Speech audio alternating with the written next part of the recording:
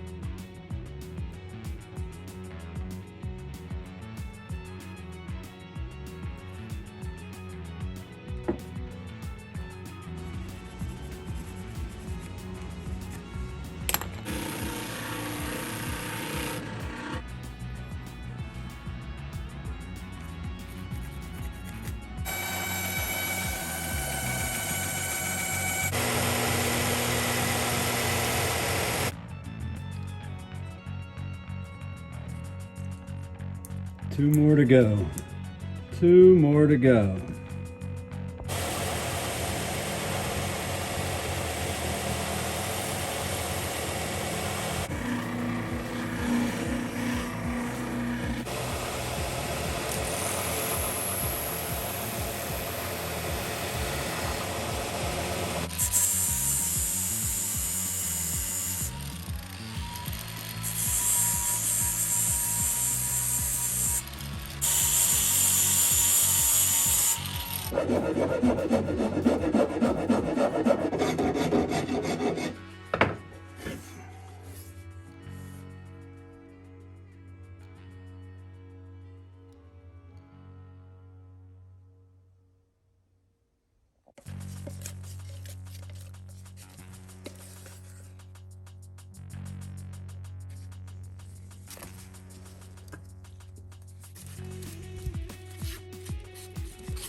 All right, now that I've made a mess, let's go ahead and just get this on there. The nice thing about this stuff is it sands off easily. That's why you can sort of be a little bit sloppy with it on the front end. Just want to get it in all those gaps, all around the handle.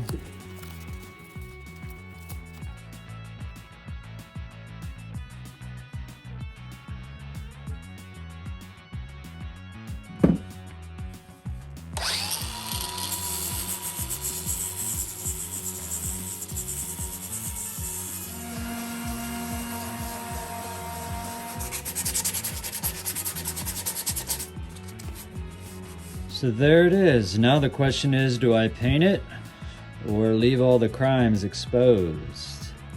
What do you guys think? So if you really want to make it nice, you're going to want to follow up the Bondo with this glazing spot putty. We use this when we want to make trim look really smooth like glass. This is just for small holes, and you're just going to basically paint it on with your finger. Again, wear gloves because this stuff will burn you. But that's it. I'm gonna go all around there. All right, I let this dry overnight. Now all we gotta do is sand it off again.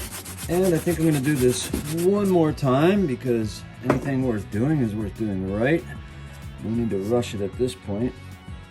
I wish you guys could feel this. This feels phenomenal now. Phenomenal. Just going to clean it with a little acetone to remove all the dust. The acetone does not affect the color of the wood, and it will prep it for paint. All right, I got this masked and ready for paint. Here's a little pro tip, no pun intended. If you want this tape line to be extra crisp, take a little clear paintable caulking. It's very important that this is paintable. Do not use 100% silicone, as silicone will not take paint. But take a little bit of clear paintable caulking. Doesn't have to be much, a little bit goes a long way. And rub it right on that line, and that will effectively seal that tape line from paint leaks.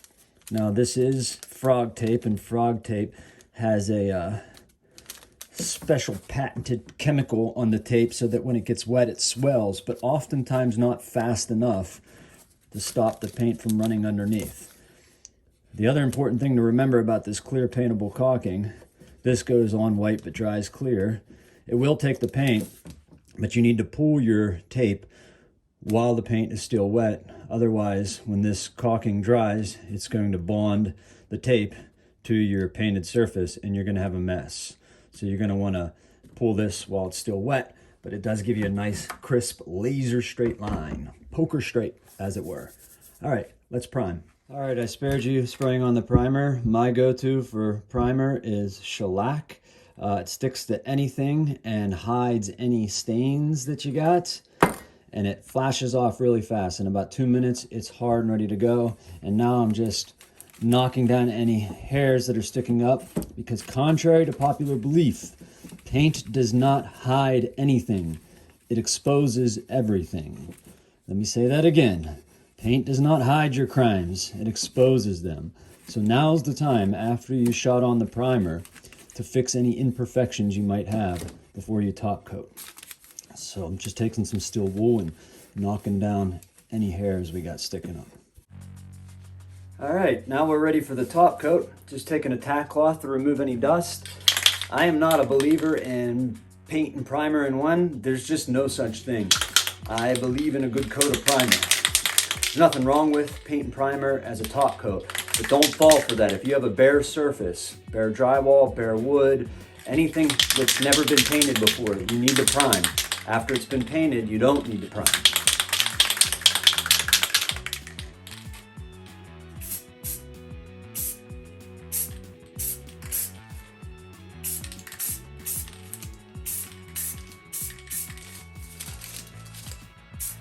Couple fog coats. Don't try to cover it all at once. It's only been 2 minutes. This is the advantage of doing fog coats because it flashes off really fast. I'm going to hit it with 2 more fog coats.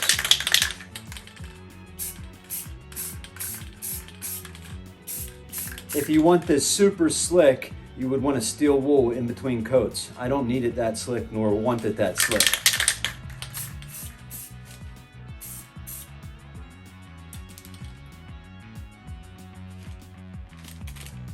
Now, while the paint is still wet, it's like unwrapping a Christmas present. The best and also most scary part of painting, removing the masking. Let's see if the caulking trick worked.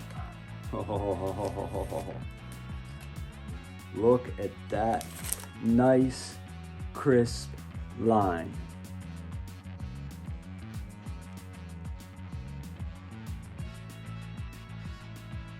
All right, guys, piece by piece, day by day, this is finally done. But the question you want to know is not how I did this, but why. And that's a good question. It was an experiment, as it were, to see if it was possible to buy any length of stock handle, say a 36-inch hardware handle, and cut it down to a 28-inch handle, laminate a swell on it, hang it on any head you want. That would be a game changer, right? It's not. This took way too much time and was way too tedious to cut each one of those little pieces to the geometry of the axe that it's not worth it. It's not worth it.